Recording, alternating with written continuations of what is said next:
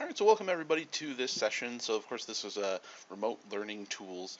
My name's Dan. You may have done a training with me here or there before. So I'm a technology integration specialist at NeoNet. There's my email on slide number 3. So again, as we're going throughout today, if you have any questions, as you're digesting all this stuff, we'll have a lot of new, some new information or some stuff that you just need some more time to practice with. If you ever have any questions about this kind of stuff, feel free to shoot me an email. On slide number 3, there's a button called Sign In Here. Go ahead and give a click on that button for Sign In Here. It's on slide number 3. And go ahead and jump over, it'll take you right over to this Google form. And you'll just fill in your email, your name, and then you'll just pick today's session, which is Copley Remote Learning Tools 8/20, 2020. Again, that was slide number 3. I'll put the link in the chat again here.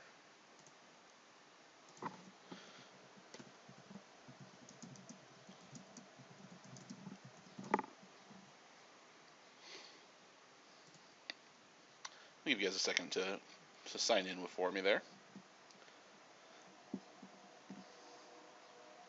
Was anybody having trouble getting to the slideshow? Or getting to the sign-in page?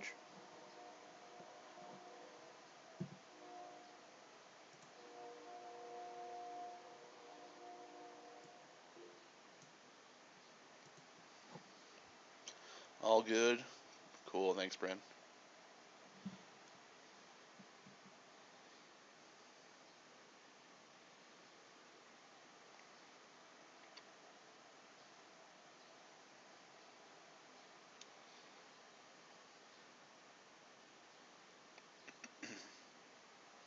If you're just joining us, we have the slideshow linked in the chat. You can also get to it by typing in the bit.ly link that I have up on the screen, bit.ly/Copley Tools, all lowercase. And then once you get in, go ahead and give a click on to that Sign In Here button on slide number 3. That's also linked in the chat.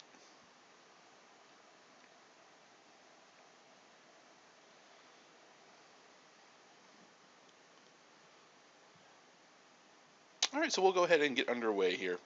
So here's our to-do list for today. So we'll look at Screencastify, get you guys all on a nice, good, comfortable level with Screencastify.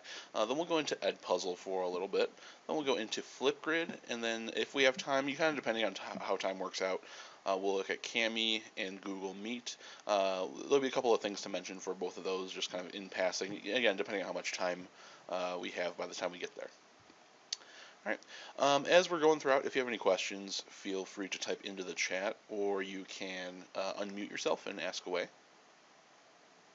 right. So with that said, let's go ahead and jump into our first main section for today.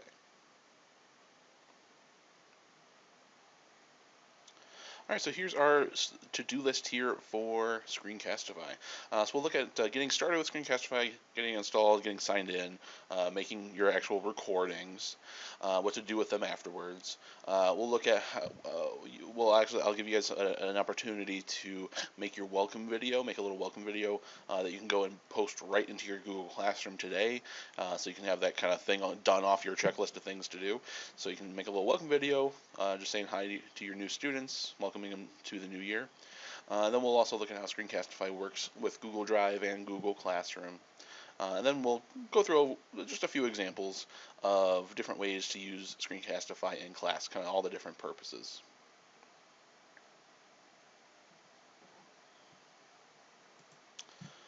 Alright, so step number 1 here, getting started with Screencastify. So you want to have the extension installed. For you guys, your school accounts, if you're signed into the browser with your school account, it should be installed already. It should have been pushed out to you. Just in case if you do not have it installed, the link is here on slide number 7 for you to get the Screencastify extension. Again, if you're logged into the browser with your school account, you're good to go. You'll see it come up either at the end of your address bar here. It's this little orange arrow with a little camera in it, or you'll find it underneath this puzzle piece. And again, you'll be wanting to use Chrome, of course, but you'll find it in this list here. So there's a Screencastify for me. Okay. Again, you should have that one pushed out to you.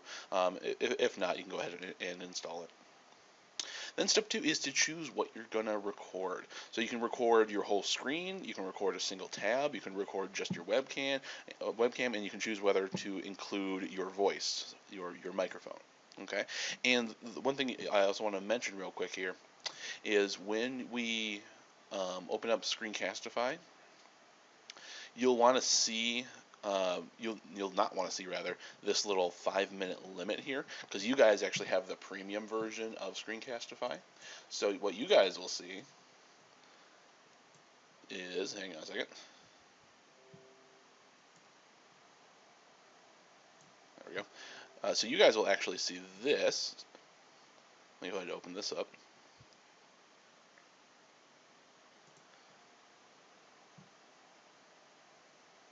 So you guys will see where it says record unlimited.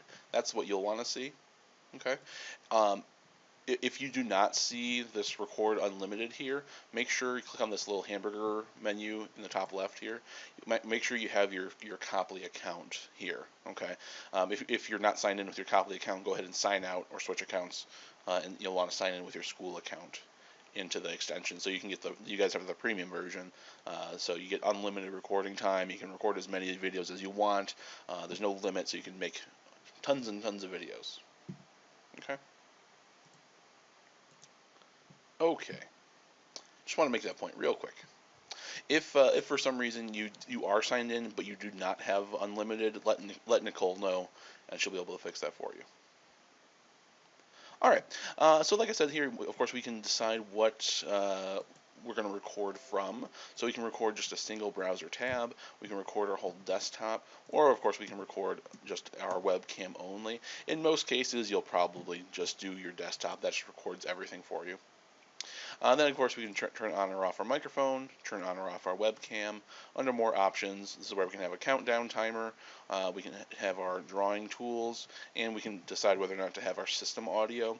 What system audio means, any sounds coming from your computer. So if you have like a little audio clip on your computer that you want to play included in your video, like for example, if you're a foreign language teacher, and you have some like music clips or sound clips, sitting on your Google Drive, you can play that sound clip in the video as well, and then still kind of react with it. Okay, and it'll still be captured by Screencastify. All right, then of course step 3 is just to record. You'll press that record button, and you'll get a little countdown if you have the countdown timer turned on, and it will record what's happening on your screen. You can use the drawing tools if you turn those on, and then you will basically make your recording. So I'll put my webcam over here. If you selected to record your screen, it's going to have this pop-up window that asks, what screen do you want to record? And the reason I have 2 here is because I have a second monitor set up, so that's why I have 2 screens. Even if you are just using one screen, you'll still have to pick screen 1 and click share.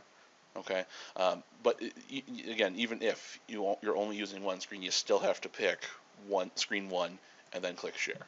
Okay, no, regardless if you are using 2 monitors or not. Okay, so then now we are recording.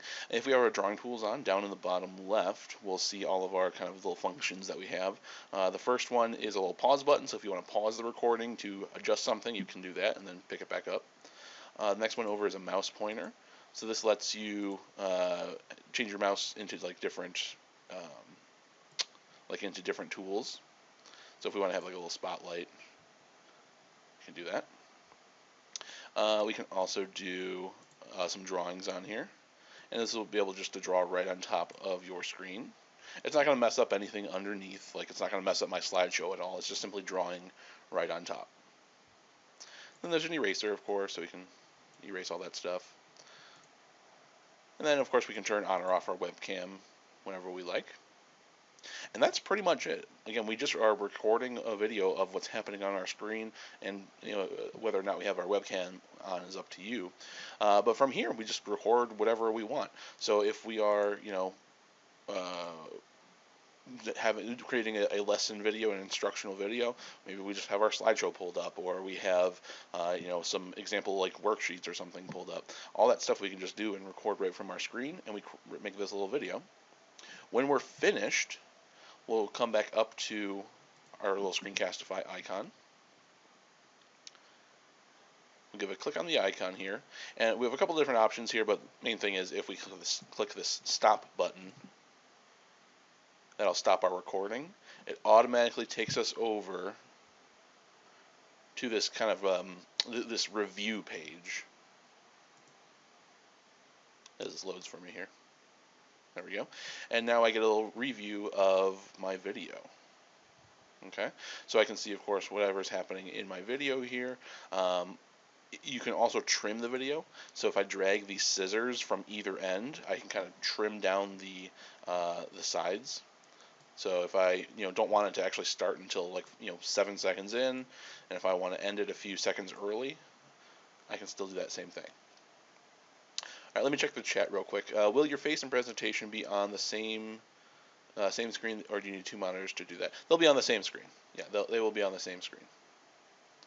Melissa says, I co-teach a class. Is there a way for the two teachers to be recorded on the same screen without being next to each other, say from different rooms or whatever? I suppose you could if you like join into a Google Meet. I suppose you could do that. You would have to basically you still have to splice the videos together. That'll be a little bit trickier to do.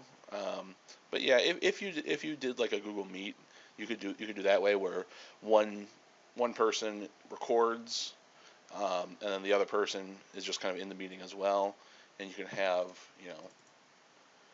your Google Meet pulled up on screen kind of like this, and whatever's being recorded, whatever screen's being recorded, it'll capture that Google Meet as well. So that's kind of, I guess that would be your workaround, the easiest way to do it.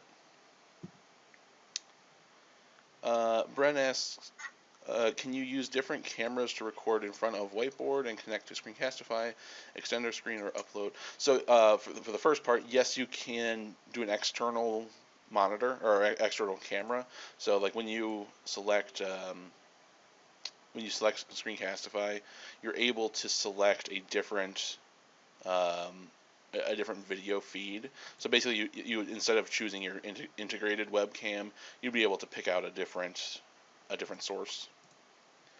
Let's see. Extending your screen, not really. It can only like record from one screen at a time. So if you have like a second monitor set up, it's not going to show both monitors at the same time. It's not going to have like a big wide image like that. So you'd have to just move windows into the frame. And then or upload recording into a specific format for Chromebooks. So what you're going to do is take these videos, and you'll probably just put them right into Google Classroom. That's going to be the easiest thing to do, and they can be viewed right from Classroom. And then Gene says, can you cut out parts of a video, not just the beginning and the end? Yes. So you can trim from here. Trim meaning either end of the video, so you can again have it start a little bit later or end a little bit sooner, kind of like what I have on screen right here. So you can do a trim. If you want to cut out like a piece like in the middle of the video, you can do that as well, but you have to open up the editor to do it. Without blowing everybody's mind too much here. Let me let this load here. There we go. So once we have our video recorded, you'll notice we have this open in editor button up here. That's where you would go and trim a video. Okay, if you want to trim, rather cut out a part that's like in the middle of the video. Okay, if you just need to cut off the ends, you can just do it from here with these little scissors. If you want to cut out a piece in the middle, you would go into the editor and go that way. Okay. In the interest of not exploding people's minds, I'll skip going over that for right now. If you're having trouble doing that, email me or maybe Nicole. We'll still help you out. But just in the interest of keeping everybody's minds from exploding all over the place too much, I'll skip that part for today. Can we ask a question out loud? Oh yeah, go for it. Okay, I'm sorry. I didn't get what you were saying. This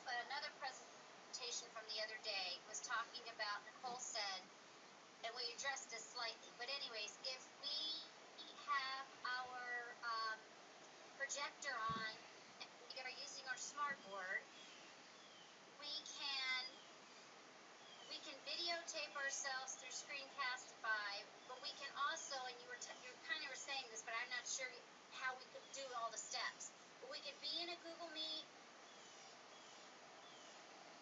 Wait, I'm now, okay, let's forget the Google Meet. Let's just say if we're videotaping ourselves with the idea that the kids could see our smartboard, but they're also, in a sense, seeing the classroom.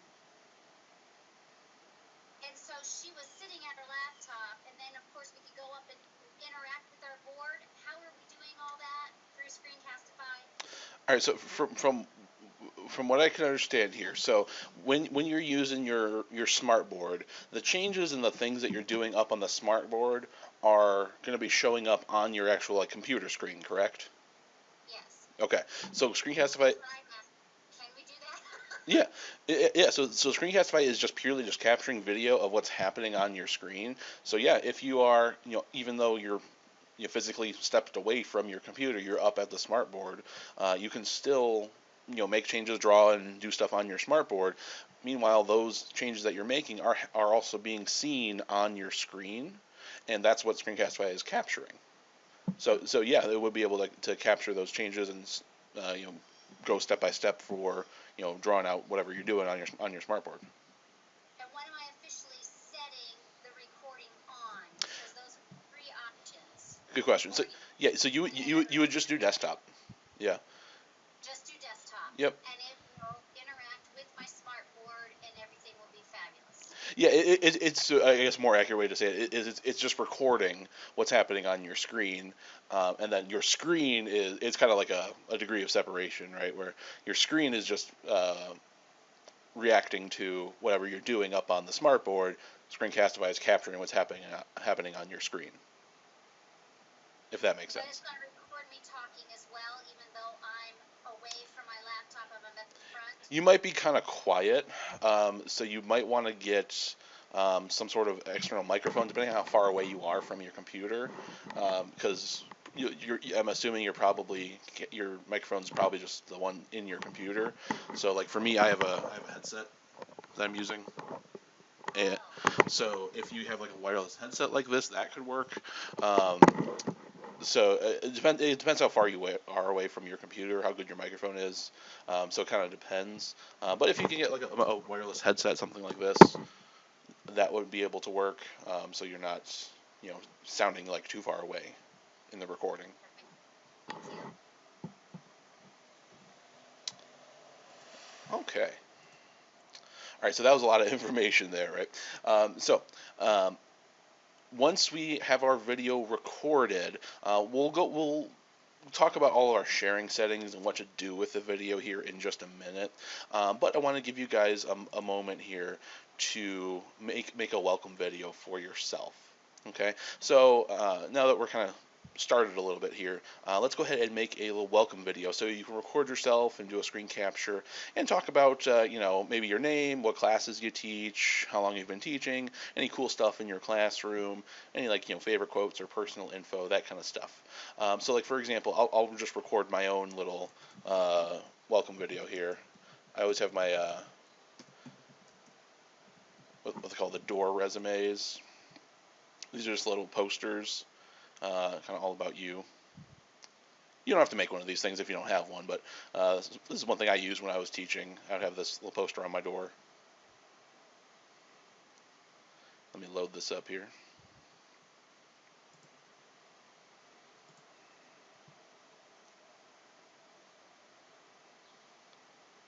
Go ahead and boot up Screencastify.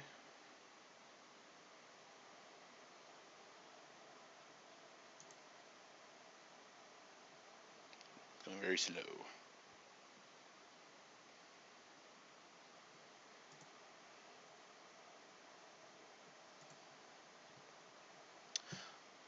All right, here we go. I have a lot of stuff running on my computer, so it's going slow. Okay, so we'll make our recording here. I'll go ahead and start my recording. And your guys' welcome video can look a little something like this. Let me go ahead and have this thing boot up for me here.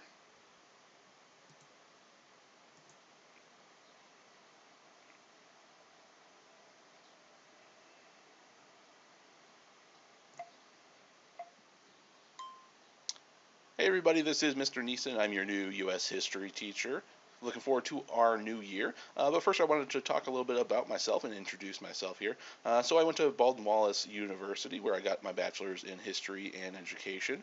Some of my favorite things to do are read books. I like the Dan Brown series of books, like Angels and Demons and Inferno. I like all the Star Wars movies. I like playing guitar and video games. Our first major activity we're going to do is a Flipgrid activity, so stay tuned for that, and I'll see you guys soon.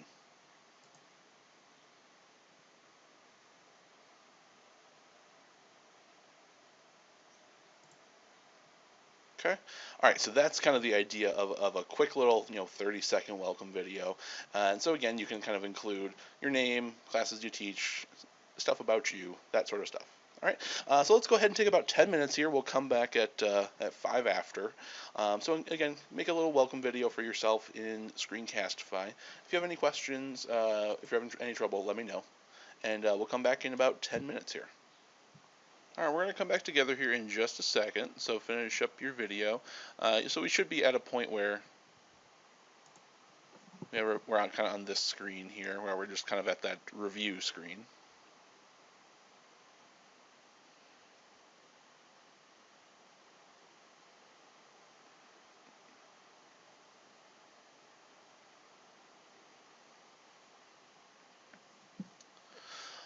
Alright, so then of course the next step after we finish recording the video, again it takes us right over to this like editing screen here, where we can kind of review our video. We can trim it if we want. So if I want to, again, like kind of chop off the end part here, where after I finished talking, it took a few seconds for me to get to the end, to the little stop button there. So I want to trim that part off, I can do that. And so if we make any trims that we want, we can change the name of the video. Notice up in the top left, it's just called Untitled and then the date. So what you'll probably want to do is give it a different name. So we can just click here and just change the different name, change it to whatever we like. To our class 2020. All right, and when we're finished, down the right-hand side, we have all these like different sharing options, right? And so, of course, the top one here is the ability to copy a Google Drive shareable link. And so this is just taking the shareable link that will go straight to this video. And I should also mention, as soon as you finish making a video with Screencastify, it automatically takes that video and puts it into your Google Drive for you. Okay, so if you want to see all of your videos, it's going to be in your My Drive in Google Drive, and it's going to be in a folder that's automatically created called Screencastify. Okay, so this folder here called Screencastify, this one's automatically made. That's where it stores all of your Screencastify videos. Okay, I'll go find the one I just made here. Be with the W's here. There we go. So there's our welcome video. It might take a minute to process, depending on how long it is. But here's the video, and I can of course share it just like I can with any other Google file. I can still share with an individual person or create a shareable link. All that exact same stuff. All right. Now, if you want to take your video and go and put it right into Google Classroom, notice down the right-hand side again, when we're back on this editing page, we can click this Share to Classroom button. And this will open up this little window here for us. And we can go and drop this into our classroom right away. So we can select whichever classroom we want. So I'll drop this into this class. And I can make a question out of it. I can make an assignment, make an announcement, or create a material. Maybe I'll do an announcement for the welcome video. Go ahead and click go. And I can put whatever message in here.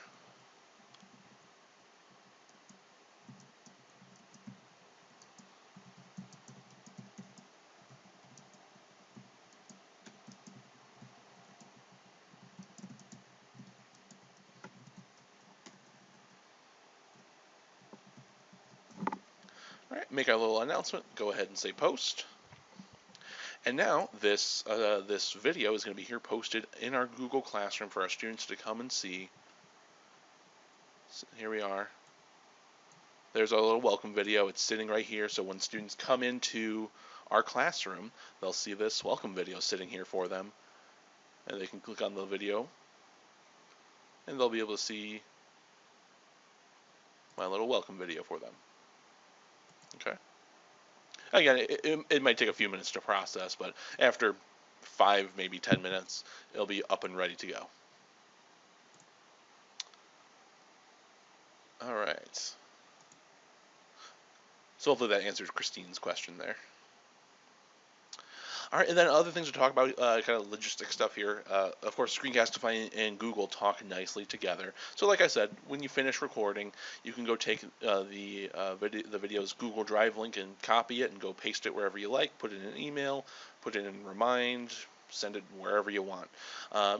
Again, as soon as you make a Screencastify video, it automatically creates a Google Drive folder called Screencastify, and it just drops in all those videos into there. If you want to go further, and make like subfolders, for all your Screencastify video, you can still absolutely do that. So if you want to have like a folder for, math videos and science videos and history videos or something like that, you can have all those videos kind of organized that way.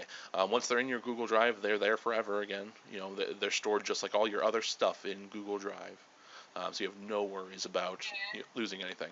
Go ahead. I just thought I would share. I use this a lot, during the time, and I know that other people had the issue when we did long lessons, like 15 minutes. It would show, that I think it's like this red and white kind of picture that doesn't show your picture, that it's not available. Mm-hmm. So if no one's ever used it, that just means it's long. Like that picture right there you're showing on the left. Yeah. Yeah, and so it'll eventually come up, but if if it's long or there's a lot of people posting at the same time, so they told us to do it as a YouTube, and that makes it go quicker. So can you just speak on that, your input? Yeah, I mean, if it's a longer video, if it gives you that like just that little red picture, that just means it's processing. If you made like a video a while ago, or like this one I just made earlier today, if you're worried about that, just give it a test and see if it works. A good way to test a video to see if it's going to be watchable by somebody else is just to open up and watch it, or come up and create a shareable link for the video, and just copy the link, drop the link into a new tab, and just see if it plays. Again, the only reason it wouldn't play is if it was still processing. And again, like she said, longer videos will take a little bit to process. But again, even if you do a longer video, it doesn't take that long. So it's not going to take hours and hours or anything like that. So generally, you won't run into too many errors. If by some chance you do run into an error, you can then download the video and put it onto YouTube if you need to do that. Yeah, it was taking like 5 and 6 hours, but I think that's because everybody was using it all at the same time, right at the beginning of COVID. That's a possibility. Yeah. Screencastify kind of got a big slowdown. Yeah, because everybody did.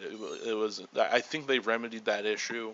I think they have a lot more capacity now.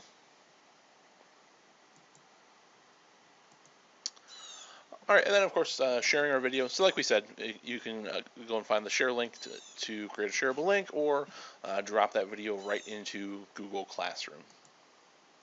All right, so that's pretty much it for what we need to know to be able to use Screencastify. Now let's take a look at how to use it in class. Okay. Before we go into that, though, any other questions or any thoughts about Screencastify or anything that we covered so far? Any other questions, any other thoughts or confusion there?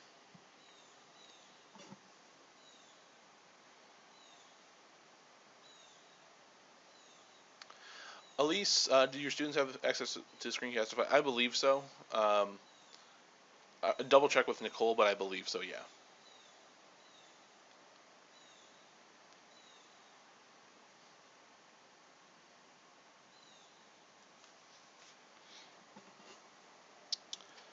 All right, so let's go ahead and take a look at a few ways to use Screencastify in class. So first way, kind of most common way is to create lesson videos or instructional videos. Um, Here on slide 15, there's a link to a video from Matt Miller, the guy from Ditch That Textbook. First of all, if you've never been to his website, go and check it out, Ditch That Textbook. He has just crazy amounts of really useful stuff in there for using technology in education. He's kind of one of the gurus of educational technology. And here on this slide, we have a video where he will talk about the purpose of creating instructional videos and kind of like the benefits. In the interest of time, we'll skip over watching the video together, but if you like to watch it, you absolutely can. But the whole point of in lesson videos, kind of like it says on screen here, is a really good way to introduce a concept or to allow for some possible remediation.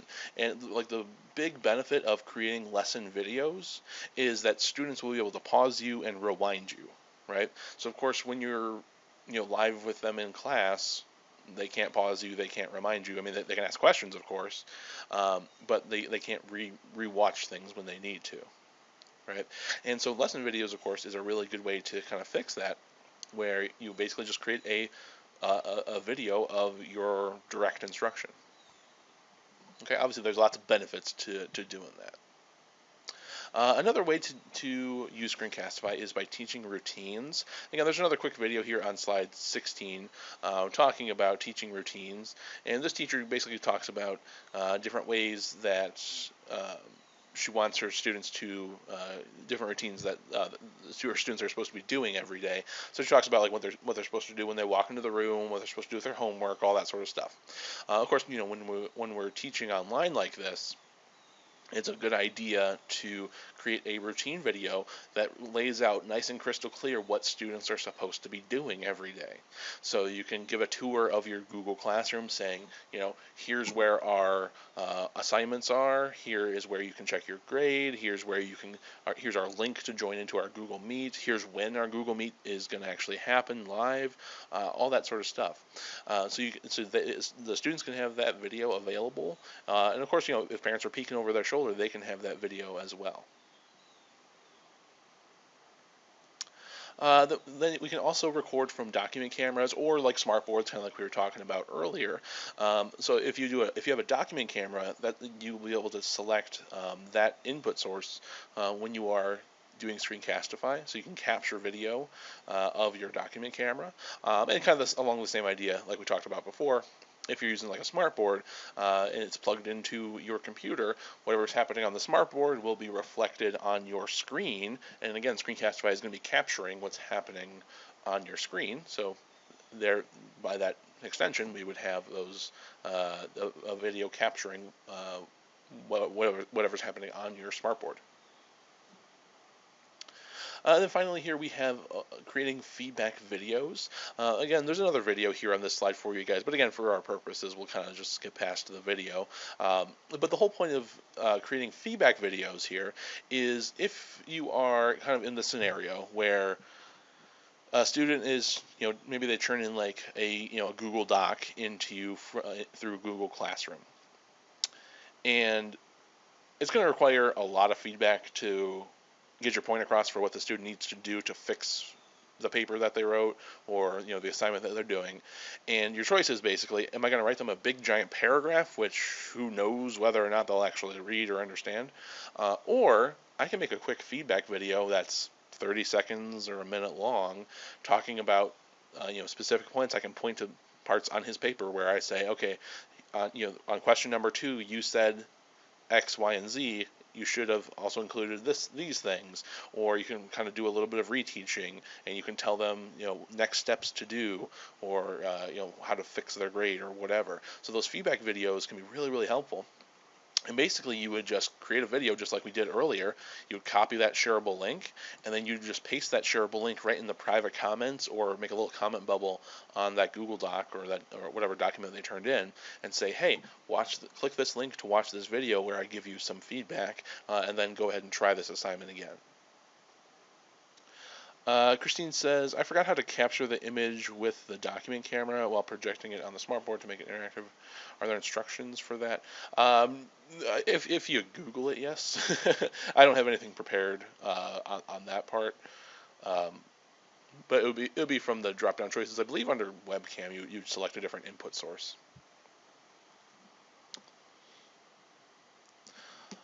Alright, here's our to-do list for Screencastify. So we looked at getting started with Screencastify, basically how it works, how to get it installed, and how to make a recording. Then we looked at making your own welcome video. Then we looked at Screencastify and Google Drive / Google Classroom, how those things kind of fit together. Then we ran through just a few examples real quick of how to use Screencastify in class. All right, so now I want to give you guys another just 5 minutes here to kind of explore and experiment and kind of check out some other ways to use Screencastify. So if you're with the slideshow on me on slide number 20, there's a couple of links for 75 different ways to use Screencastify in class.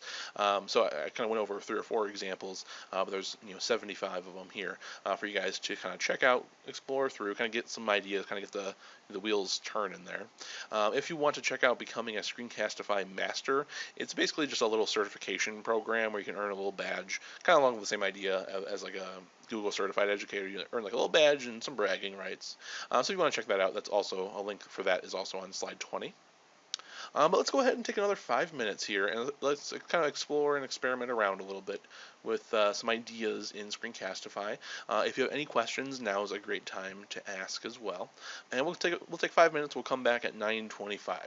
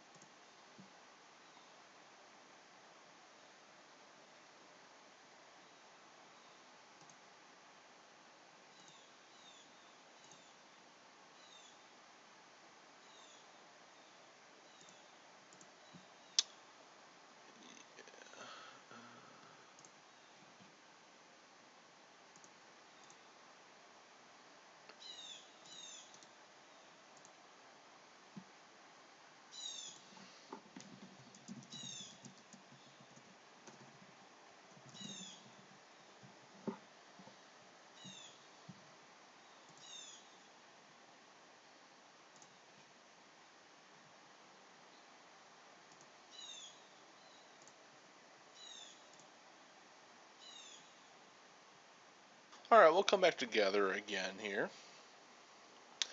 Julie says, how do you embed the video within the slide presentation as a hyperdoc?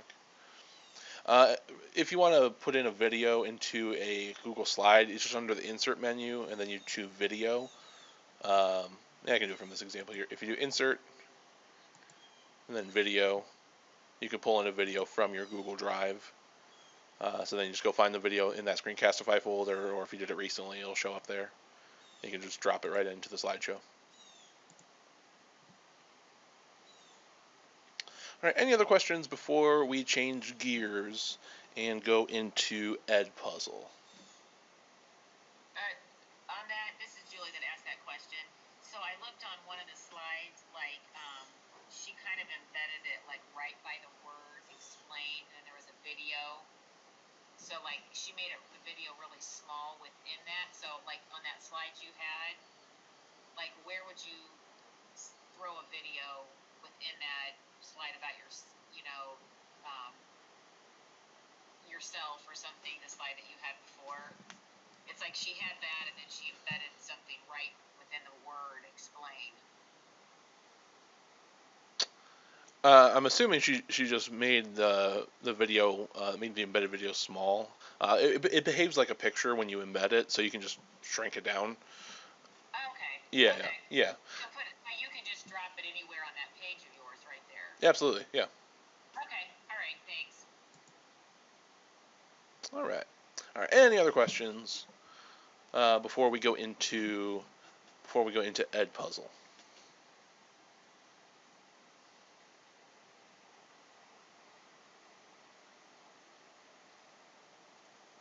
All right, so let's go ahead and dive into Edpuzzle now. All right, so big things to do here in Edpuzzle. We'll look at, of course, like what it's all about, how to get started, how we can create our own Edpuzzle video quizzes.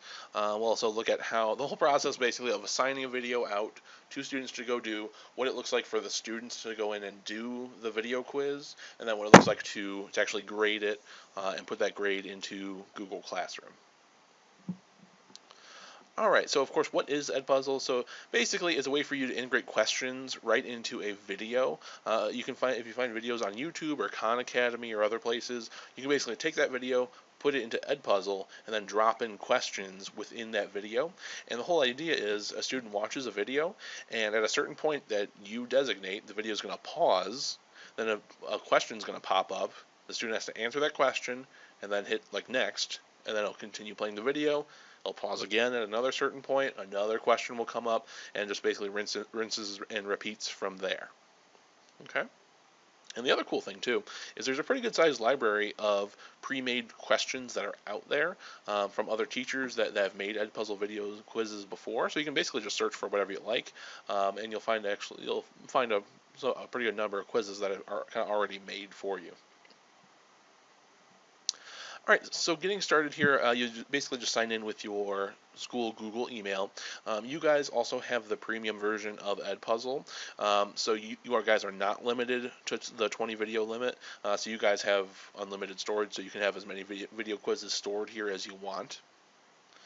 And the cool thing is we can add our Google Classrooms into Edpuzzle. The benefit of doing that is it's going to pull all the students in that Google Classrooms roster over to Edpuzzle. So when you assign a Edpuzzle video quiz, students will be taken right into Edpuzzle. They don't have to do any extra steps or anything. They basically just click the link that you give them, sign in, and they go do the quiz, and that's it. Okay, so let's actually look at creating a video quiz. So let's start just by going to Edpuzzle. It's just edpuzzle.com.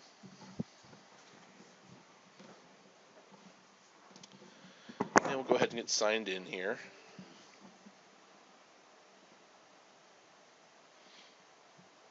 Well, I'm actually already signed in. Let me go ahead and sign out just to show you what it looks like if you haven't used Edpuzzle before, what it looks like when you first come in.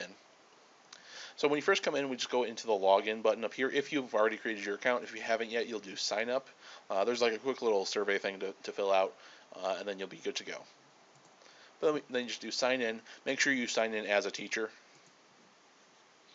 and you'll just do your Google sign in. And you'll just want to use your school account.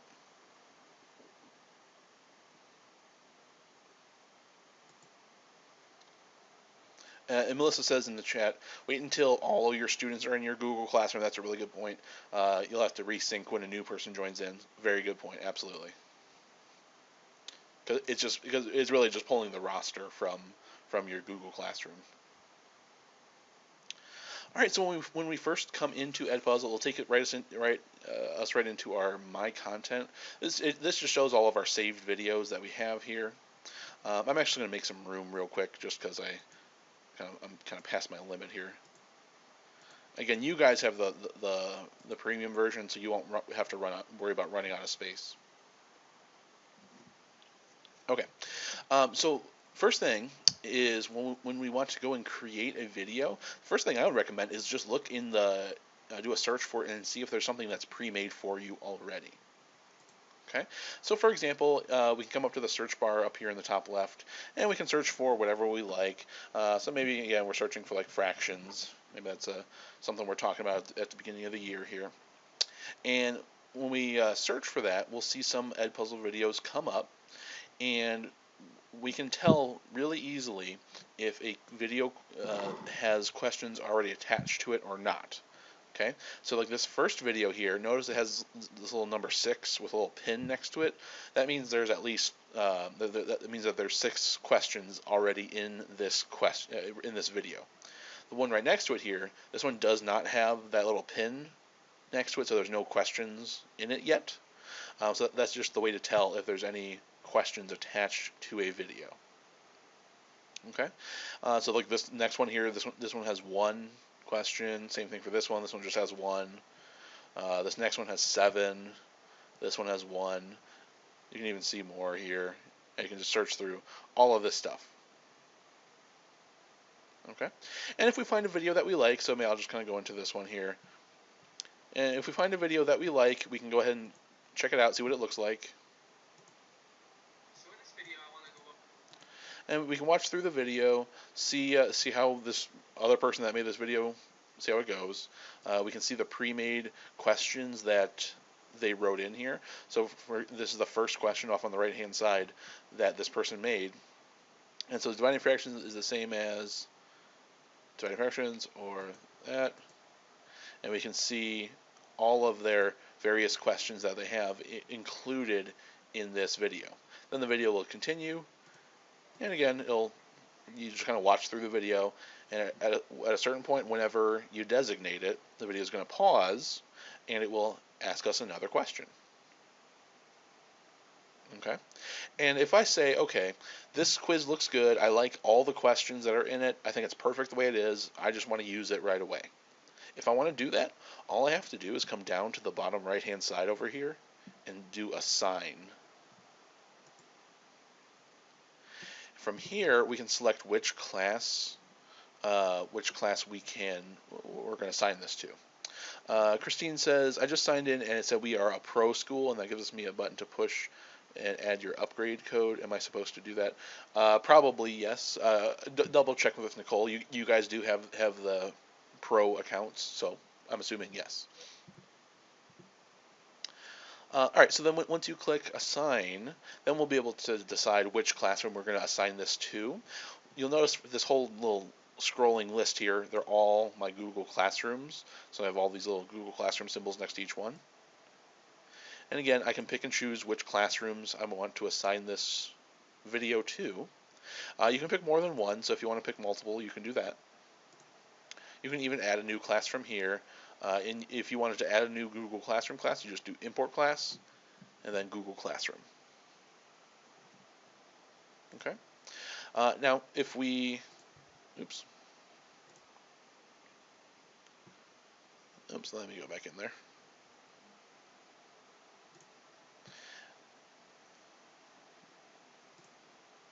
If we find if we find a quiz that we like, that's pre-made, everything's perfect with it, I just want to go ahead and use it, we'll go ahead and assign it to a class. We can set a due date if we'd like, so we can set a start date and a due date. So if I want to set this to be due tomorrow, at 6 p.m., I can set that due date. And then I can, you'll probably want to turn on this option for prevent skipping. What this means is it will disallow students the ability to fast forward. Okay, so they won't be able to just to fast forward and just jump to the question, just take a guess at it and keep going. This will actually make them watch the video, then answer the questions. They can rewind, but they cannot fast forward if you have this turned on. Lots of their videos on here will also have closed captions, so if you want to have that on, you can turn that on as well. And then finally here we can turn on this button here for Post to Google Classroom. This will go and create this activity right in Google Classroom for us. Okay, and that will create a post, and everybody that's a part of this classroom here will get this assignment. So to answer Julie's question here, can you assign an individual student for like IEP goals? If you want to do that, I would probably turn this one off. I would turn Post to Google Classroom off. And then I would go ahead and assign it. Then what I would want to do is I would want to get the share link for this assignment. Okay, so if I want to do the thing where I'm differentiating, I'm giving this video quiz to just a couple of my students, I would want to go down to share assignment from here. I can copy this link. Okay, so I'd copy this link, then I go and post that link in Google Classroom along with the assignment. Okay, So that whole process would be, we come in here, make an assignment.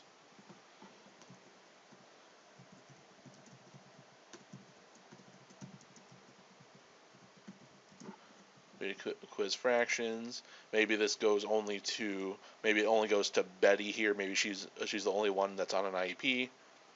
I would go down into add and do a link, and I would just paste that link in from Edpuzzle. And then Betty's the only one that's going to get this link, and then she can go in and do that quiz. Okay.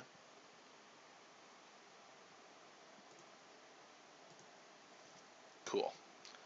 Again, so if you have like an inclusion classroom, or you need to differentiate, you go down that route of not posting it. You probably would not want to click on post to Google Classroom. Instead, you would do share assignment here. You want to find this shareable link and then copy this link and give it to those specific students. Okay, because if you do post on Google Classroom, it's going to post it for everybody, for all the students. Okay. All right, so now this fractions video quiz here is up and live on Edpuzzle here for my students to go and do. Now, again, if I made it available for all my students to do, they can just go and click on the link I give them in Google Classroom, or again, if I differentiated it, basically you just want to provide the link in Google Classroom that sends them over to Edpuzzle to go do the video. All right, let me throw another scenario at you though. So let's say that we find a video here.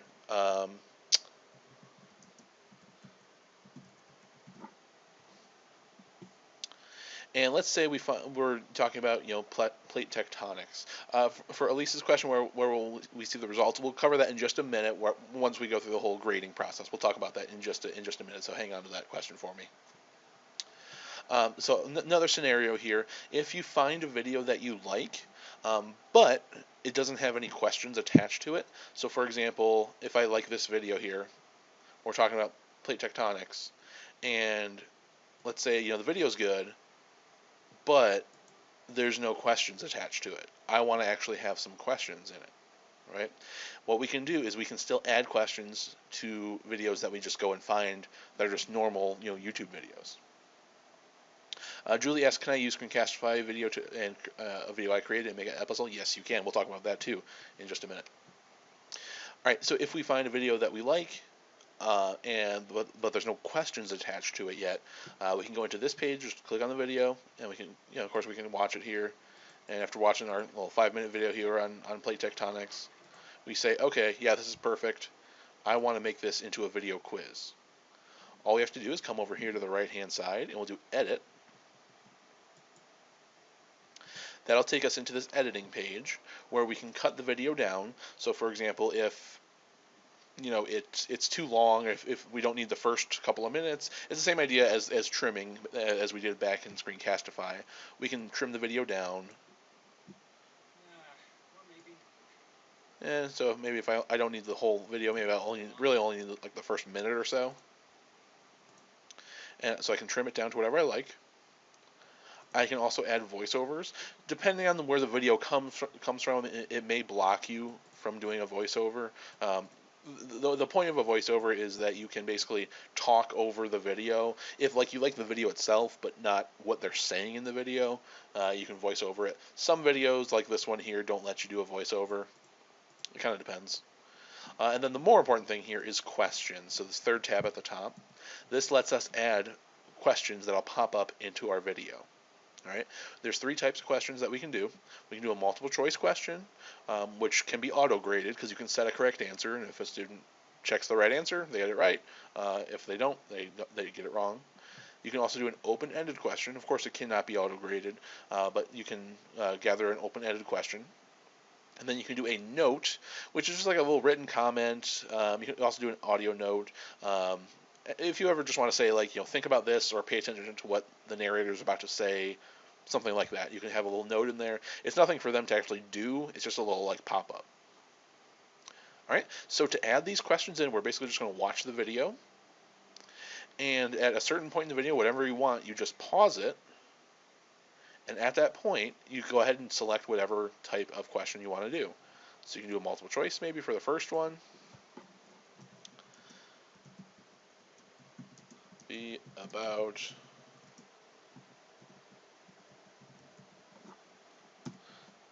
and you can put in your different options here. You can add more choices if you want more choices.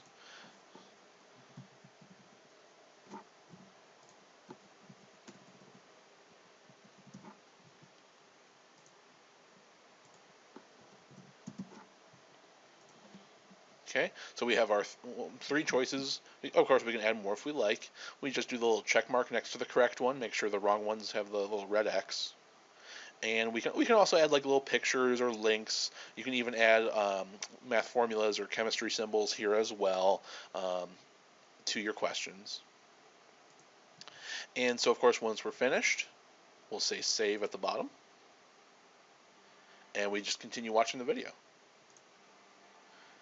And, maybe another, few seconds into the video, go ahead and pause it again. And let's say I want to add maybe an open-ended question at this point.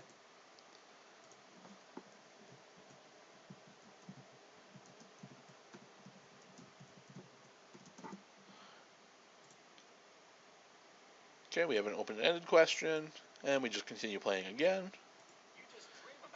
And then a few more seconds in, maybe we'll want to add a note this time. And again, a note is just kind of like it's nothing for the student to do. They just kind of see a note pop up. So again, if you want to say something like, think about this,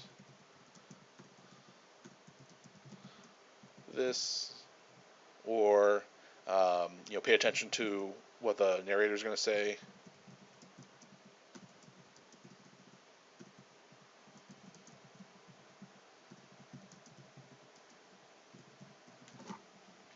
All right. And again, you can add as many questions as you want from here. It's basically just rinsing and repeating from there. All right. So once you're done with all your questions in your video, all we have to do is come up to finish up in the top right. It'll take us to this kind of same review page that we saw before. And if we're ready to go and post this in Google Classroom, make it visible for our students to go and do, go ahead and do assign. And just like before, we'll go ahead and post it in our classroom. Maybe set a due date for it.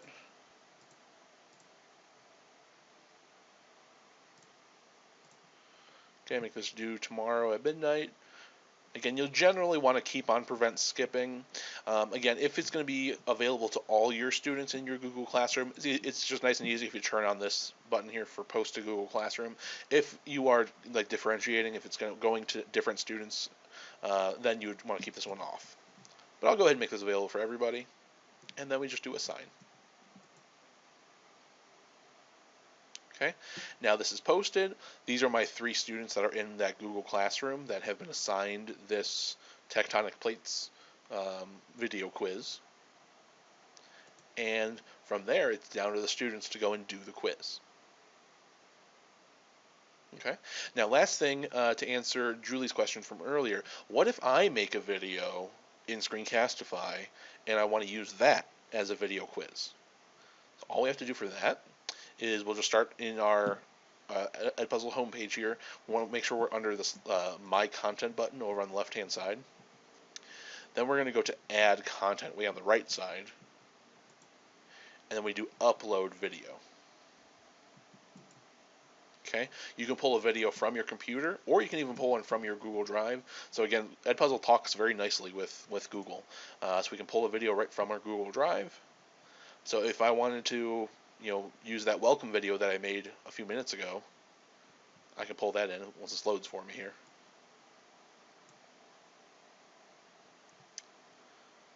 There we go. And I'll sort by last modified here. This is pulling, again, this screen here is pulling from my Google Drive. Here's that welcome video I just made earlier today. Go ahead and drop that video in here. And it'll upload that video into Edpuzzle for me.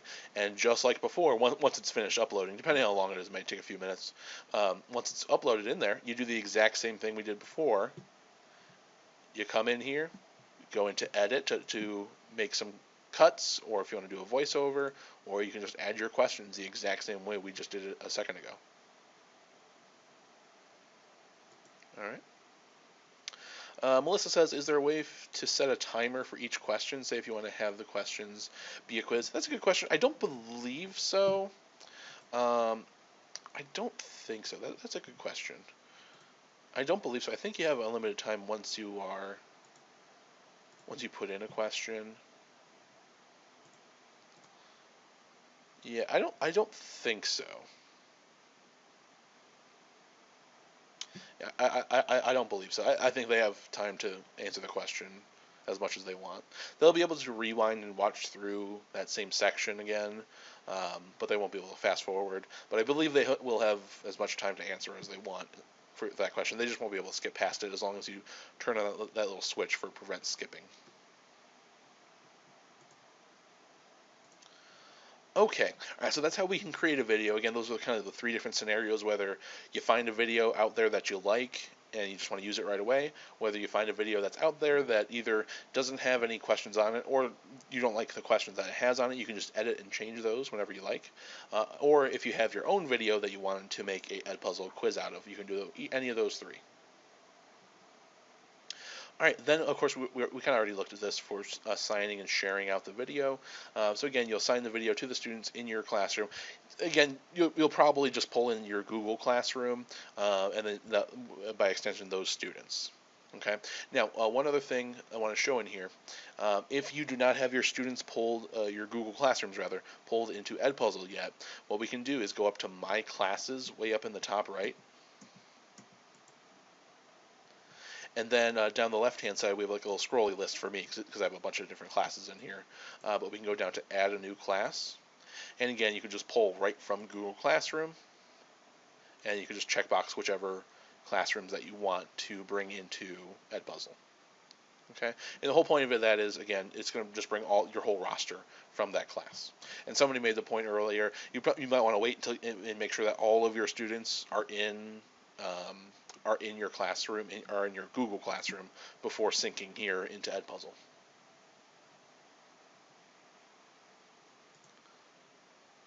Okay, so then the next thing here is to go into the student side of things, because we got up to the point of finding a video and assigning it to the student. Then it's just up to the student to actually go and do the video quiz, right? So before I go into that, any questions about Edpuzzle so far?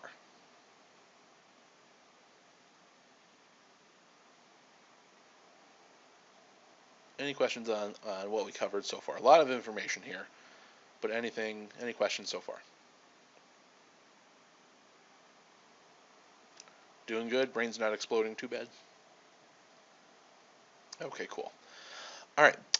So before we go into the student side of things, one other thing I want to mention real quick as well is if you decide to have Edpuzzle go and create the post for you over in Google Classroom, unfortunately you're not able to pick a topic for it to be put under. So it'll just put it right at the top of your classwork list. But you can still, just like any other assignment, you can still drag it and move it into into a different section. So if you make a section for Edpuzzle videos, you can have a section specifically for it. Okay. All right. So now let's go into the student side of things and see what it looks like for the student to go in and do this video quiz. So I'm going to actually go into a student account here. So he's going into his Google Classroom, and he knows either just from routines or whatever that he's supposed to go in and do this Edpuzzle video. So he'll go into his Google Classroom here.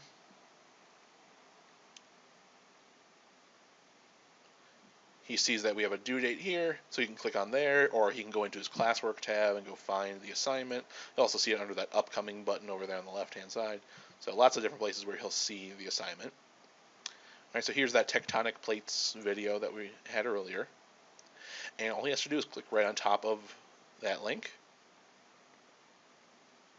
It'll drop him right into Edpuzzle. If it's his first time in, he may get a sign-in page where he has to click Google, sign in with Google to get in, but then from there he's good to go. All Alright, and then he just watches the video. He can put it into full screen if he wants, or he can keep it like small like this, it doesn't matter. And again, it's going to automatically pause when it reaches each question. So this video is about plate tectonics. Notice it shuffled the order of multiple choice questions. Okay, we'll go ahead and continue. Notice if he tries to skip forward, he cannot skip forward on the timeline. Even if he tries to click as much as he wants, it's going to be locked and he cannot skip forward. He can rewind if he wants. That's fine. He can rewind if he needs to rewatch something, but again, he cannot skip forward past where he's already been.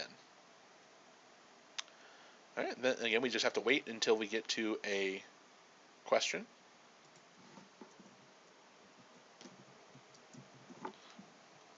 He answers that question in a very much a way a teenager probably would, and we continue watching the video.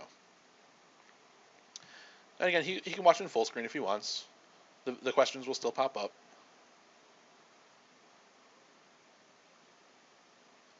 And we'll wait for the next question to come up. There it is. And so this one was just a note.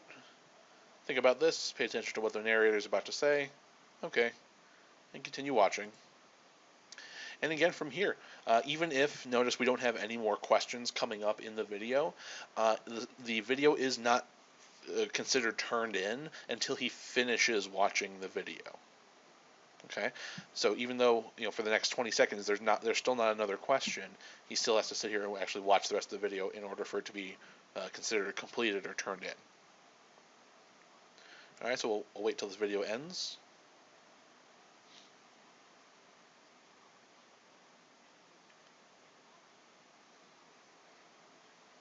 And there we go. Alright, so the video is now over. He reached the end of the video, and he can see his results. And again, he'll be able to see how much of the video he completed, his correct responses. It says 1 out of 2, but his total grade is yet to be graded because I had a short answer question in there. Of course, the short answers cannot be auto-graded, so he has to wait for his score there. But in the main part of the page, he can scroll down, and he can see his responses. And he can see what he said. He can even leave a comment in here if he wants to kind of append what he said.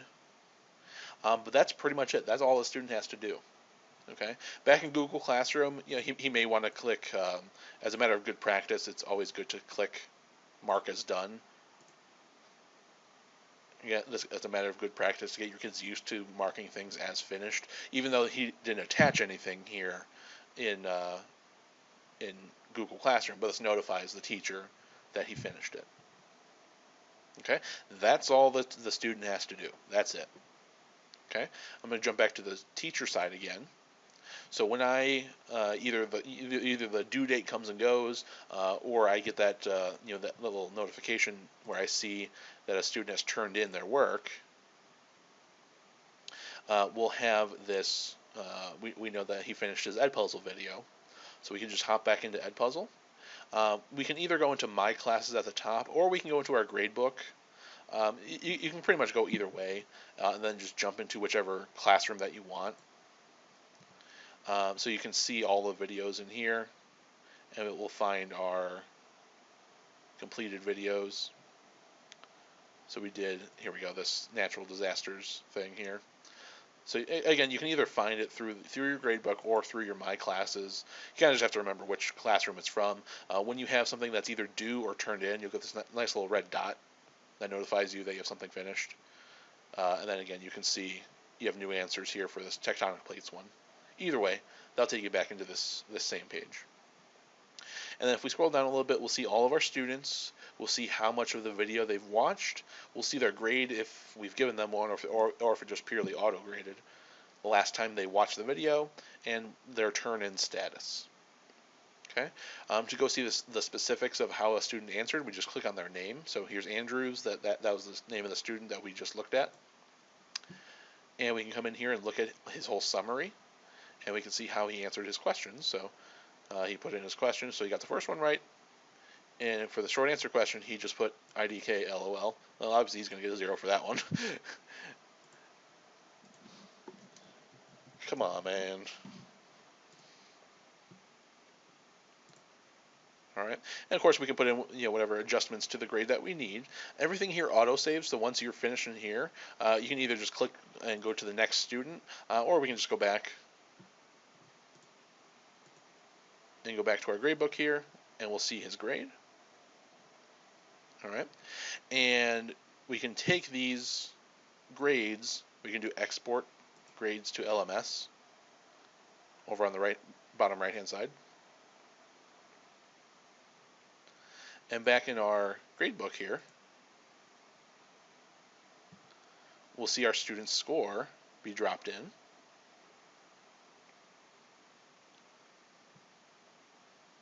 And we see he got 50 out of 100. If you want to change the point values, of course you can. So if you need to change that stuff, you can. So if it's only worth 5 points or something, you can still update this and then adjust his score as you need. Okay. Now, if you want the point value in Google Classroom to be different, you may want to change the point value ahead of time. Sure, I'll show that again. So when we want to go and grade, we'll click on the student's name, go through and grade. It's pretty straightforward there. There's no like save button or anything that you have to click on here. But then we can go back to our student list here. And then when it's time to send those grades over to Google Classroom, down in the bottom right hand side, we can do export grades to LMS.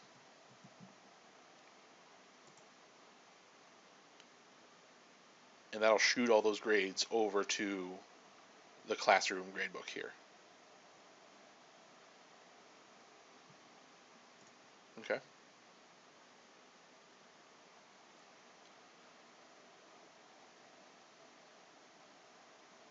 All right. And notice it kind of gives it as a proportion. So if I change my point value in Google Classroom, originally it was at 100 points, but the reason it started as 100 is because Edpuzzle does things by like proportion, just out of 100, so it's like a percentage. But if I change that point value to 5, for example, he got 50 out of 100 over in Edpuzzle, meaning he got 50%. So now that automatically changed him to 2.5 out of 5, so half value or half score. Okay, and again, they'll work just by proportion. So that if you want a certain point value, you can change the point value ahead of time, or just resync it when you need to change those point values. All right, hopefully that's making sense. All right, and again from there, that's pretty much it. Then it just comes down to just kind of figuring out how you want to use it. Whether you want to use it as like an introductory activity or as like for pure lessons. So if you're doing more of like a flipped instruction kind of thing, where you're creating actual instructional videos with Screencastify, you're making your own instructional videos where you make 10, 15-minute video of just pure regular old lecture direct instruction stuff. You can embed questions in throughout that video, and then for homework, essentially, the students have to watch that video and answer those questions. You can do like a station rotation kind of thing. That kind of obviously works better in person. You can have students create their own videos as well. You can include links and images, of course, when you're creating those questions. You can even do those voiceover things as well. All right, in the interest of time, we'll skip past talking about creating a flipped lesson. But again, the whole idea of a flipped classroom works really well with Edpuzzle, but for our purposes here, we'll kind of just skip past that. All right, so there's our to-do list here in Edpuzzle. So we looked at what Edpuzzle was, how to get started with making your videos, either finding them or adjusting ones that you made. You can assign them out to your students, how you can do your whole group or as on like an individual basis, and how grading works. All right. So since we're in a little bit of a time crunch here, we only have about a half an hour left.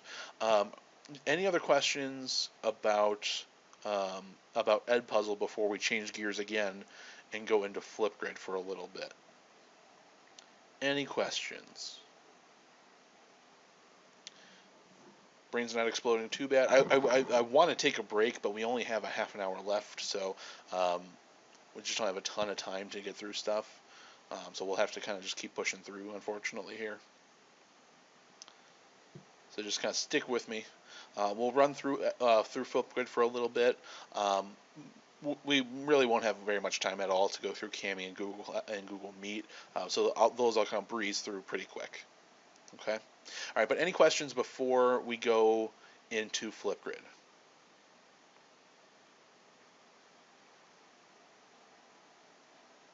Doing okay? All right, so let's go ahead and jump into Flipgrid then. So Flipgrid, we'll kind of just kind of look at the essentials here, just in the interest of time. So Flipgrid is a site that allows students to respond to prompts with their own selfie videos that helps to facilitate discussion. And for our purposes here, we'll look at just creating your groups or your classrooms, how to use some of the pre-made topics and adjust them, and basically how to look at students' videos and grade them, and kind of manage the videos that the students make. All right. So again, like Flipgrid is a website that allows students to respond to your prompts with videos, and teachers are going to create groups. This is a typo here. It's not supposed to say grid. It's supposed to say groups. Teachers create groups or classes that are made up of topics or posts, and students will join your group and then they respond to your topics. Okay. There's kind of some funky new lingo here in Flipgrid if you haven't used it before. Each of your groups are going to have a customizable join code, basically just a link that you give to students. Works in the same way as like Google Classroom, that join code, and they will join into your Flipgrid class. So here's some important lingo. Here's kind of the definitions here for you guys. So again, Flipgrid kind of has their own nomenclature here. So groups are your classrooms. Topics are your individual questions or prompts that are posed to your students. Flip codes are customizable join codes that you use to get into the group. And they can also refer to non-customizable join codes that are used to get to a specific topic. Again, flip codes are just links, but they can possibly be customized. Your co-pilots are your co-teachers. It pretty much works the same way as co-teachers over in Google Classroom. They can help you out with like making some questions. They can help manage all your students, grade through their videos, that sort of thing. And then shorts are teacher-created videos that are not attached to a certain group or a topic. So if you ever just need to make a quick little video, you can actually have it in Flipgrid, and then it kind of makes it easier to share. All right, so things that students can do. Students can create a video with their webcam, or they can upload a video from their computer. They can add in sticky notes to help them remember what to say in their videos. They can draw or annotate on the screen. There's a built-in whiteboard that they can use. There's a bunch of other like filters and stuff, and they can like drop emojis in there. It's meant to be a very like lighthearted, kind of fun, goofy thing, but a real just kind of snazzy way to get students to actually explain what they know. All right. A new thing that just came up recently is students are now able to record their screens just like Screencastify, but completely inside of Edpuzzle. So that's a huge, awesome thing that they recently did. So they can do a screen recording to answer your questions. Melissa says, late question, is it possible to export a grade from Edpuzzle to Google Classroom if you did not assign the assignment in Google Classroom? No. Then you would have to you'd have to either post it right into Google Classroom or do a little bit of copying and pasting and fill it in.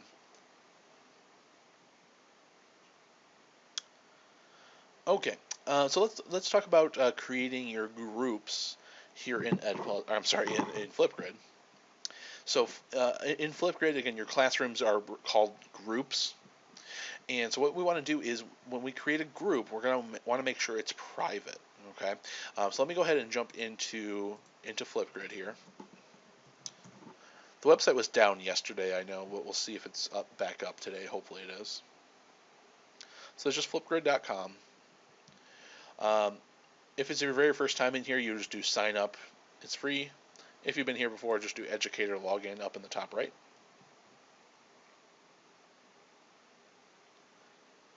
And we go ahead and jump into our home page here. And what we want to do is create a new group. And again, we want to make sure it's set to private. Okay, so we'll go ahead and do create group on the right hand side here. And again, we'll want to make sure it stays private because this is something that's going to be having students' faces and their voices in there. So again, we want to make it private so no outside people will be able to view these things. Then we'll put in our group name. So you can call it whatever you like. Um,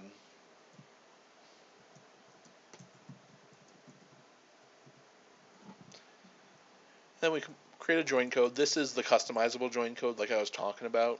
You can make it whatever you want. It does have to be unique though, because it is an actual web address, so it does have to be unique.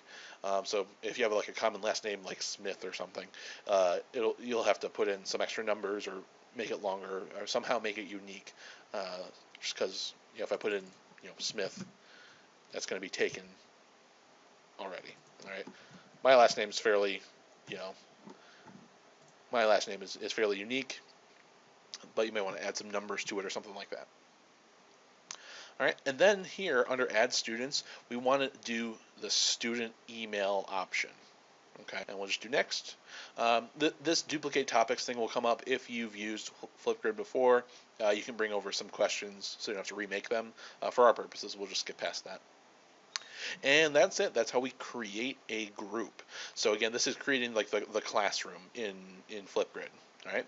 Then from here we can take this join code, the flip code, and we can go and copy and paste it into our class website. You notice there's a button here for share to Google Classroom, so we can just create a Google Classroom post right from here. We can also put things in Remind, whatever you like. However you share out links, you just give kids the link, and then once they click that link, they'll sign in with their school account, and they're in the class. Okay. Then from there, once you have your group made, then it's time just to fill it with topics, fill it with questions. Um, as I mentioned, there is a library of thousands and thousands of pre-made topics that are out there, all free to use, kind of like the same thing that we saw over in Edpuzzle. And you can still edit them. So if you like kind of in general what somebody else made, but you want to adjust some stuff, you can do that. Or if you want to make a topic completely from scratch, you can do that as well. I'm sorry, it's CFCS Indians on the slideshow. That picture's wrong. It's CFCS Indians.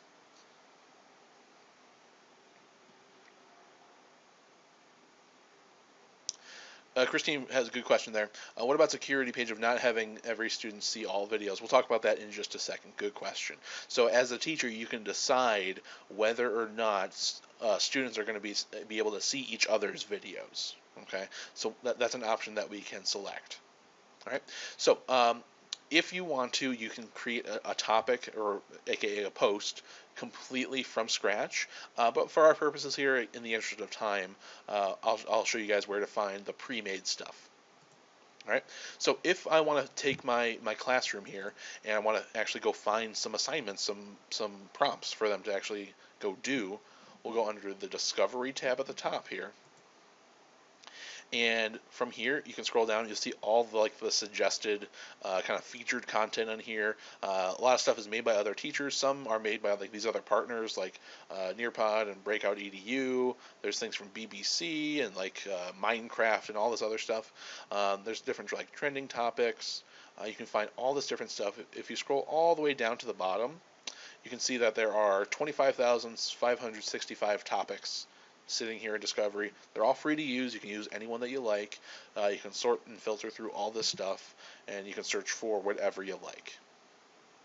Okay, so if we are, talking about blood clots, if it's a health class or like a anatomy class or something like that, if we want to talk about blood clots here, what we can do is we can find this assignment here. This was not made by me. This was made by Wonder of the Day from Wonderopolis.com. Some of them are going to be created just by individual teachers. Some will be created by professional organizations like this. But this one has a YouTube video attached. We can actually watch the YouTube video if we want to check it out. Make sure it kind of matches what we're talking about. And then in the left part here, we have this little this window where we see what it's asking students to do. So it says, what is a blood clot? Read the wonder below, and then you can also watch the video. And then here's our question. What makes blood clots dangerous? What symptoms should people watch out for? And so students are going to respond to that question just purely in video. Okay. There's some integration notes for a lot of these pre-made topics that are out here. So it kind of talks about any other tips for using this topic. If I say, okay, this topic looks pretty good, I want to use this with my class, we just come down to this Add Topic button down here in the bottom right, and we'll decide which classroom we're going to put this into. So I'll put this in my class that I just made here.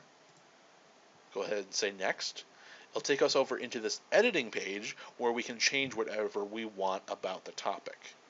Okay, so if I want to change what it's asking here, I can do that. If I want to change how much time I'm giving them to respond, they can have as short as 15 minutes or as long as 10 minutes to make their response video. So I can decide how much time they get. Then, super duper important, to answer Christine's question here, so super duper important here, this button here, video moderation, if this button is flipped on, this will prevent students from seeing each other's videos. Let me say that again. If you turn on this button here for video moderation, this will prevent students from seeing each other's videos. As the teacher, you can decide afterwards if you want to let students see each other's videos. Okay, but if you turn this one on, right when they turn in their video, they will not be able to see each other's videos. Okay? And then scrolling down the page, you can see the media that they have attached. Like in this case here, they have that YouTube video there. You can basically change all these other different settings in here, kind of check out all this other stuff. One other thing that's kind of important to know here is this button here for download and share. If this button is turned off, students will not be able to download or share their video.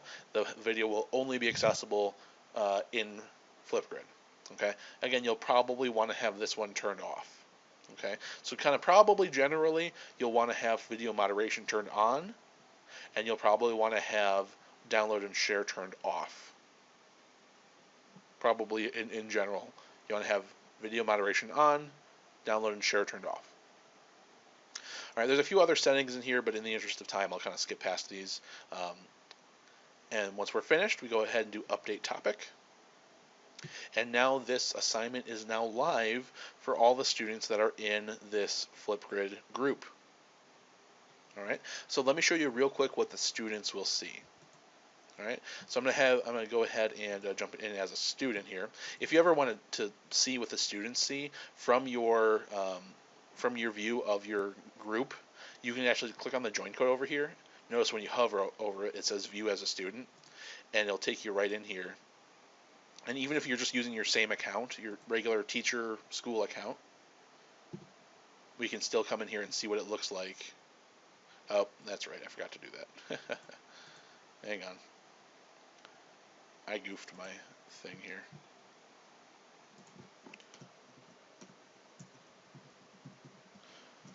That's the warning. That's the update that you get if somebody in the wrong domain tries to get in. All right, let me try that again. Melissa says, if you say students can see each other's videos, is that all or nothing? Yes. Yes. If you turn off video moderation, everybody will see each other's videos, which is fine if that's what you're going for. I'm not sure what your guys' school policy is on that point. If you want to use Flipgrid as a video discussion tool, that's fine, because then students can look at each other's videos and make comments and be able to interact with each other. Okay, but again, if school policy says we don't want students seeing each other's videos, then you want to turn on video moderation. All right, and then so again, this is the student view here. So we see, okay, we're in our My class, and we see what is a blood clot. We see our our link to our YouTube video on the right-hand side. We see our question here, and all we have to do, again, this is the student view. All the student has to do is come down here and do the square button for record a response, or further down they can do record a response from down here. Either way, it does the same thing. They can come in here and record their video now. Under options, if they want to do a screen recording, that's where they can do it. They can add some effects, so they can have if they do their whiteboard, they can have that. Or you can just simply record a video of what's happening on your screen, or I'm sorry, a video of your webcam rather. And here I am, I'm explaining what blood clots are and what the symptoms are and why they're dangerous. When I'm finished recording, I just hit next. It gives us a review, and I can rewatch that video, and I say, okay, that looks good to me. I can take a selfie as that serves as the thumbnail, and maybe put a fun frame on it here. Beautiful. I'm gorgeous. Perfect. And that still picture is the thumbnail. I can put any other details I'd like in here and say submit, and that's all that the student has to do. Okay. From this page is another side note here. If you allowed them to download or share their videos, this is where those buttons that allow them to download and share the video would pop up. Okay. Notice those buttons obviously aren't here because I turned that off. I'll say complete. Because I have video moderation on, this is all the student sees. They'll only see, hey, your videos is hidden until it's approved by your teacher. As the teacher, again, if you just never want to make the video available to be seen by other students, you just simply keep it hidden. Okay. Back on the teacher side, if I go into this same topic here, I can see the responses from my students, and they can watch the video. I can leave them some feedback if I like. I can even record some feedback. And if I keep this hidden here, it will remain hidden from other students. If I want to watch it first and then make it available for students to see, I would watch it, and then I can change it to active, and then students will be able to watch it. For Gene, can you limit how many videos they can submit? They can. I believe they can only do one, I believe, per topic. Let's see. That's a good question. I believe they can only do one per topic. I could be wrong. Just real quick, so they would, when I used this last spring, they would send me several videos, and I had it on moderation, so I had to view like several videos before I chose one to upload. So I'm trying to limit how many they can actually send me. Right. That's a good question. Maybe, I keep getting this error. So that may be something that you cannot change. That's a good question. I don't think that's something in settings that we can do. That's a good question. I'll have to look more into that to see if you can limit how many videos they can make on the same topic. Because I don't think that's a setting in here.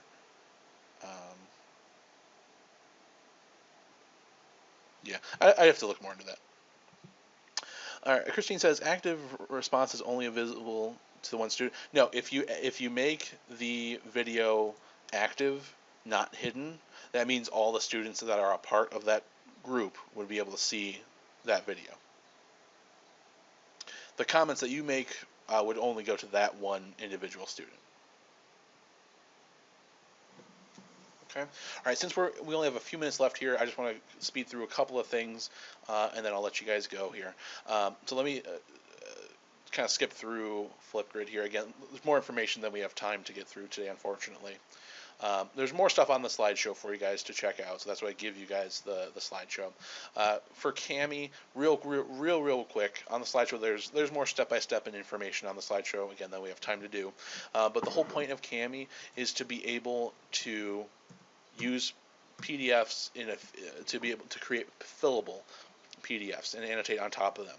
So if you ever have a PDF file that you normally just print out and hand out to your students, if you want to do that digitally, that's where Cami comes in. Again, starting on slide, I think it's 49, I start to talk about Cami on here. Again, for our purposes, we don't have enough time to go through it here. But for more info, check out the slideshow, and that'll take you through the step-by-step of what you need to do for Cami. As another option as well, if you are using Cami alongside Google Classroom, on slide 59, I have a link here for you guys that goes step-by-step through what students need to do to use Cami. It basically just takes them step-by-step through what they need to do in order to use Cami along with Google Classroom. So if you assign a PDF in a Google Classroom assignment, you can make PDFs, make a copy for each student, and then with that, the students can use Cami to annotate on top of the PDF and fill it out. Okay. On slide number 61 here, there's another video. So if Cami kind of blows your mind a bit too much, or if you're worried students aren't going to understand how to use it, there's another option you have. On slide 61, there's a video that I made a little while ago. It's about 12 or 13 minutes long that talks about how to use Google Slides to make fillable PDFs. All right. Again, I don't have. Unfortunately, we don't have enough time to go into the details for that. But on slide 61, there's a video for you guys for how that works. All right. All right. And real quick here before I let you guys go, Google Meet things. The biggest thing to know is Google Classroom now has a Google Meet link built into it. The Google Classroom Meet link is kind of special. Teachers are able to get into that at any time. Students are only able to join if the teacher's already in that Google Meet. Okay. Now, if you go through your teaching in Google Meet at the end of the session, you're all done, everybody leaves, but then you realize you still have one kid left in there, you're going to want to kick that one kid out and make sure you're the last one to leave. Okay. If he stays in and you leave, other kids would still be able to join. Okay. So you, as a good practice, you always want to be the first one in and the last one out into your Google Meets. All right. One other thing, super important as well, Google Meet has the ability to record your Google meetings, but Copley District Policy does not allow for recording of Google Meets that includes student audio or video. Okay, so that's one big thing Nicole wanted me to mention to you guys. So again, you're not going to be recording your Google Meet sessions. If you want to make an instructional video, use Screencastify to record yourself teaching. Okay. You don't want to have video that includes any student's videos or voices or names. Okay. All right. I know that was a lot of information, so I'm going to kind of come down to the end here, guys. There's a lot of information. We kind of had to squeeze it kind of quickly down here at the end. But there was our to-do list. We took a good look at Screencastify and Edpuzzle. We went through a good amount of stuff in Flipgrid to kind of get you started. We kind of had to skip real quick through Cami and Google Meet. But that will bring us down to the end of this session, guys. So again, the short link is bit.ly/CopleyTools. So if you did not get the slideshow, that's the short link to it. I'll also put the link in the chat for you guys as well. So I'll put it in here. Link to slideshow. I just put that in the chat for you guys. Again, if you did not sign in, go ahead and sign in on the very last slide. There's just that button there. It'll take you over to that Google form. Go ahead and sign in for me. Pick today's session. Today's August 20th. You'll pick today's session. Go ahead and just sign in. There's also a quick survey button there. I'll also put the link to the sign in the chat as well here for us. But that's going to bring us down to the end. Hopefully this wasn't too mind-blowing for you. I know we had a lot to go through here today, guys. But hopefully this was useful for you guys. If you have any other questions, feel free to shoot me an email. Here's my email on the very last slide, so feel free to shoot me an email. Other than that, that'll bring us down to the end for today, guys. Feel free to reach out with any other questions, and I'll see you guys next time. Thanks, everybody.